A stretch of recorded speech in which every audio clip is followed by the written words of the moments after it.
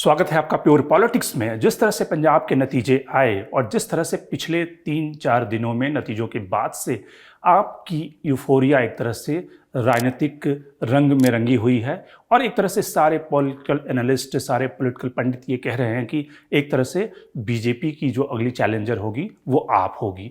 तो सवाल ये उठता है कि क्या अरविंद केजरीवाल का जिस तरह से उन्होंने परफॉर्म किया है पंजाब में, जिस तरह से इकलौती एक अपोजिशन पार्टी जो कि 2 राज्यों में अपनी सरकार बनाने में कामयाब हुई, यानी कि दिल्ली में केजरीवाल पहले से हैं, अब पंजाब में आपकी सरकार आई है। ममता बनर्जी भी ये करिश्मा नहीं कर सकी हैं। वो पश्चिम बंगाल के अलावा त्रिपुरा में या फिर अरुणाचल में या फिर गोवा में, उन राज्यों में इस स्थिति में नहीं पहुंची है जहां पे वो सरकार बना सके। तो क्या सचमुच ये बीजेपी के लिए एक बड़ा चैलेंज है या अभी आपको और समय इन्वेस्ट करना होगा पॉलिटिक्स में, उन राज्यों में जहां पर वो बीजेपी का चैलेंजर बन सकती है? तो सवाल यह है कि आपका जो फुटप्रिंट, जिन राज्यों में आपने घोषणा की है कि वो अब गुजरात से लेकर हिमाचल, कर्नाटक, उन राज्यों में भी विधानसभा का चुनाव लड़ने वाली है, साथ ही म्युनिसिपल इलेक्शन लड़ने वाली है, तो क्या वो बीजेपी को चैलेंज कर पाने की स्थिति में है या फिर वो कांग्रेस का एक तरह से कांग्रेस का वोट अभी काटेगी और कांग्रेस के वोट को काट कर वो नेक्स्ट उसका जो टारगेट होगा वो बीजेपी को चैलेंज करना? तो आपके बढ़ते फुटप्रिंट, आपके चैलेंजेस बीजेपी को क्या वो काउंटर कर सकेगी? इन सारे मुद्दों पर हम बात करेंगे प्योर पॉलिटिक्स में। तो सबसे पहले शुरुआत करते हैं उत्तर प्रदेश से, यूपी, जहां पर आपने तकरीबन सारी सीटों पर चुनाव लड़ा और आपको जो वोट शेयर हासिल हुआ वो नोटा से भी कम था। आपका जो वोट शेयर था 0.53%, नोटा का वोट शेयर उससे ज़्यादा था। तो वैसी स्थिति में क्या आप कहेंगे कि क्या जो अरविंद केजरीवाल की जो इंस्पिरेशन है, जिस तरह से आपको लोग कह रहे हैं कि वो बीजेपी को चैलेंज कर सकती है, वो क्या सिर्फ 2 स्टेट पंजाब और दिल्ली के भरोसे हो सकता है? क्योंकि अगर वैसे आप देखेंगे, अगर नेशनल फुटप्रिंट पर देखें तो निश्चित रूप से नरेंद्र मोदी का चैलेंजर आप इस समय नहीं बन सकती। कोई भी नहीं इस आर्गुमेंट को बाई करेगा क्योंकि आपकी जो लोकसभा में सीटें हैं वो सिर्फ एक है, भगवंत मान भी अब मुख्यमंत्री बन चुके हैं, तो यानी कि वो लोकसभा सीट पर भी बाईपोल होगा।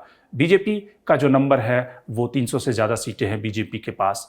अगर आपकी परफॉर्मेंस को देखें कि दिल्ली की 7 सीटें और पंजाब की सीटों को जोड़ भी लिया जाए, अगर हम 2024 के लिहाज से भी बात करें तो पंजाब की लोकसभा की सीटें और दिल्ली की लोकसभा की सीटें जोड़ भी ली जाए, दिल्ली में इससे पहले आपने देखा कि 2014-2019 में आपका खाता नहीं खुला, बीजेपी 7 सीटों पर चुनाव जीती। तो वैसी स्थिति में अगर 20-21 सीटों पर आप कोई नेशनली नरेंद्र मोदी को चैलेंज करने की स्थिति में नहीं होगी पंजाब और दिल्ली के भरोसे। आपका अगर दूसरे राज्यों में वोट परसेंटेज देखें तो गोवा में आपने 2 सीटें जीती हैं और गोवा में आपका जो वोट शेयर है वो काफ़ी क्रेडिबल है, यानी कि कम से कम उत्साहवर्धन के लिए काफ़ी है, 6% का वोट शेयर है। उत्तराखंड में देखें तो उत्तराखंड में वोट शेयर 3% का है आपका। लेकिन आपकी इस पूरी कहानी में अगर हम देखें कि नेशनली ठीक है, वो इस समय बीजेपी को चैलेंज कर पाने की स्थिति में नहीं है, लेकिन आपकी स्ट्रैटेजी क्या है इसको समझें। आपकी जो स्ट्रैटेजी है, पहली स्ट्रैटेजी कि लोकल पोल में एंटर करो। लोकल पोल पंचायत के चुनाव या फिर म्युनिसिपल के इलेक्शन, वहाँ पर सबसे पहले एंटर करके वहाँ पे अपनी प्रेजेंस एस्टैब्लिश करो। और इसलिए आपने देखा होगा कि आप हर उन राज्यों में जहाँ पे म्युनिसिपैलिटी के चुनाव होने वाले हैं वहाँ पर वो एंटर कर रही है या पहले भी एंटर कर चुकी है। जैसे कि पंजाब में जब विधानसभा चुनाव से पहले जो म्युनिसिपल के चुनाव हुए थे वहाँ पे आपने सफलता पाई थी। गुजरात का जो म्युनिसिपैलिटी का इलेक्शन हुआ था वहाँ पर सूरत में 26-27 सीटें जीतकर उसने कांग्रेस को रिप्लेस कर दिया था। कांग्रेस का सूरत में खाता नहीं खुल सका था, ये अलग बात है कि वहाँ पे बीजेपी जीती थी। जो गांधीनगर का म्युनिसिपल इलेक्शन है वहाँ पे आपको 1 ही सीट हासिल हुई थी। कांग्रेस का भी प्रदर्शन कोई बहुत अच्छा नहीं था, 2 सीट कांग्रेस को मिला था, जो कि पिछले म्युनिसिपल इलेक्शन में कांग्रेस के पास एक साइजेबल संख्या थी। लेकिन ना उनको पाटीदारों का समर्थन मिला, लेकिन आपको पाटीदारों का समर्थन मिला वहाँ के म्युनिसिपल इलेक्शन में।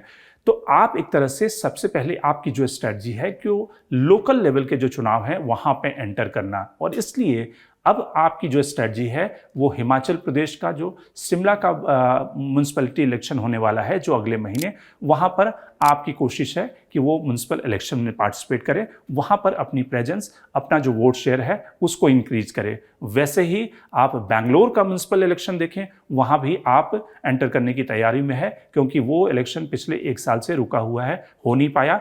इस साल इलेक्शन होता है बेंगलोर म्यूनसिपल कॉरपोरेशन, तो वहाँ पर आप वहाँ एंटर करेगी। ये सारे वैसे म्यूनसिपल इलेक्शन हैं जहाँ का एक तरह से बजट काफ़ी बड़ा है। और सबसे जो अहम है वो दिल्ली का एमसीडी इलेक्शन, क्योंकि दिल्ली के एमसीडी में बीजेपी कई सालों से सत्ता पर काबिज है, और इसलिए आपको जो मैंडेट मिला है उस फ्रेश मैंडेट के सहारे आपकी कोशिश होगी कि दिल्ली में विधानसभा में पहले से है आप, तो उसकी कोशिश होगी कि एमसीडी में भी वो बीजेपी को रिप्लेस कर दे दिल्ली से, क्योंकि दिल्ली एमसीडी का भी एक भारी भरकम बजट है। और अगर आप जब म्यूनसिपल इलेक्शन में रिप्लेस करते हो तो नेक्स्ट टारगेट होता है असेंबली इलेक्शन, और उसके बाद फिर लोकसभा इलेक्शन।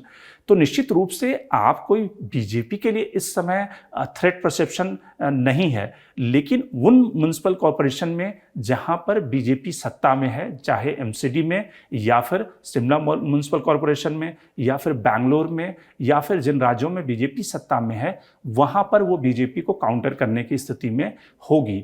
सबसे बड़ी राहत बीजेपी के लिए ये है कि जिन राज्यों में कांग्रेस अभी मजबूत है, मसलन कि हिमाचल प्रदेश में कांग्रेस मजबूत स्थिति में है, क्योंकि अभी थोड़े दिन पहले ही बाईपोल में मंडी का लोकसभा चुनाव, जुब्बल कोटखाई का विधानसभा चुनाव कांग्रेस ने जीता है, तो वहाँ पर बीजेपी के लिए राहत की बात है, क्योंकि ट्रायंगुलर फाइट में बीजेपी बड़ी आसानी से जो सत्ता विरोधी वोट हैं उसका बंटवारा होगा और बीजेपी आसानी से जीत जाएगी।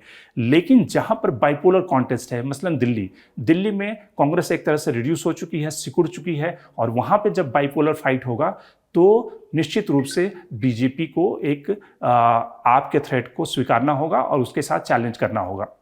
लेकिन ये भी बात सच है कि जिन राज्यों में, जिन विधानसभाओं में जहाँ पे कांग्रेस का वजूद नहीं है और जहाँ पे बीजेपी एक मजबूत पार्टी है, तो आपके लिए ये काफ़ी मुश्किल होगा बीजेपी को उन राज्यों में रिप्लेस करना, या कम से कम एक चैलेंजर के रोल में आना। वहाँ पर आप कांग्रेस को चैलेंज कर सकती है, कांग्रेस को रिप्लेस कर सकती है, लेकिन बीजेपी को रिप्लेस करना इतना आसान नहीं है, क्योंकि बीजेपी की फाइट करने का तरीका आपके फाइट करने के तरीके से काफ़ी ज़्यादा इवॉल्व्ड है, काफ़ी ज़्यादा मॉडर्नाइज है। उसका संगठन, उसकी जो चुनाव लड़ने की शैली और जिस तरह से इंफ्रास्ट्रक्चर बीजेपी डिप्लॉय करती है चुनाव लड़ने के लिए, वो काफ़ी ज़्यादा उनके पास एडवांस है, उनके पास हिंदुत्व की नैरेटिव है। तो इसलिए आप उन राज्यों में जहाँ पर बीजेपी मजबूत है, निश्चित रूप से बीजेपी को काउंटर करने की स्थिति में नहीं है, लेकिन वो कांग्रेस को काउंटर कर सकती है और कांग्रेस को आसानी से रिप्लेस कर सकती है, जो कि उसने पंजाब में दिखा दिया है, दिल्ली में दिखाया है। लेकिन आने वाले सालों में जिस तरह से आप अपनी परफॉर्मेंस को म्युनिसिपल कॉरपोरेशन के चुनाव में बढ़ाना चाह रही है और उसके बाद जो असेंबली के चुनाव में बढ़ेगी, तो निश्चित रूप से आने वाले सालों में अगर हम नेशनली न भी करें, लेकिन लोकल लेवल पर बीजेपी के लिए वो एक मुसीबत खड़ी हो सकती है। Shankar Animesh, the print. लेकिन आप हमारे YouTube चैनल को सब्सक्राइब करना ना भूलें। अपने कमेंट्स, अपने रिएक्शन लगातार हमें भेजते हैं।